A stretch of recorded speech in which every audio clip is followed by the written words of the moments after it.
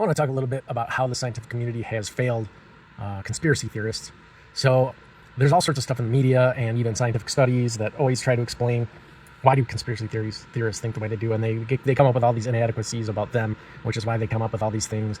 And of course, a lot of conspiracy theories are ridiculous and wrong, or half-truths or quarter-truths, because people jump to conclusions. They're emotional, they're insecure, they're paranoid. There's all sorts of reasons like that. But it's obviously known that people do conspire for different reasons, and this is studied in psychology, it's studied in sociology, it's studied in political science, but you never hear these people come out and defend conspiracy theorists when there's just so many obvious conspiracies going on, all the way down from small levels to huge, big levels on a global scale. So let's just quickly go over some of the basics here. This isn't a scientific analysis. This is just basic common sense, because you really don't need the scientific method to know that conspiracies are real if you have any kind of social experience, or if you know anything about the criminal world. Okay, so on a very small scale, we have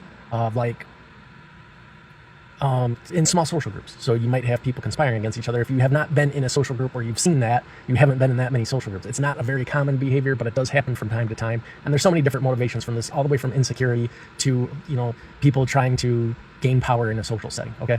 Then on the next level, you have at work. Okay. You have people that might conspire against someone to get somebody fired. This could be workers that don't like someone, or this could be a boss that's trying to get someone fired. We've all seen that. If you've been in the workforce for any period of time, especially in the past, you've seen that happen. Okay, then you can go to other levels like the criminal world, where, for instance, conspiracy to rob a bank. It's anytime there's a crime committed where there's two or more people secretly conspiring, that happens. That's a conspiracy. Okay, then then you can go to the white collar crime. It's the same thing, except for they're on a higher level of crime. It has more impacts, generally speaking, on society.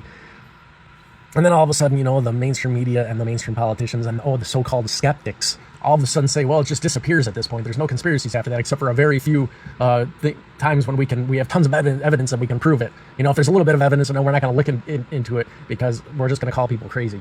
This is what the scientific community is supposed to be for, is to research these things and to get the truth out, not to attack people that might be getting some things wrong, but at least are aware of the fact that there's something called conspiracies. I don't know what else to say about it, because it's such common sense, and there's such a huge movement, and there has been such a huge movement. And even with things like, MK Ultra and all these obvious things, and of course, Epstein, all these obvious things, even with all that, there's still people out there that you just want to rail against the conspiracy theorists.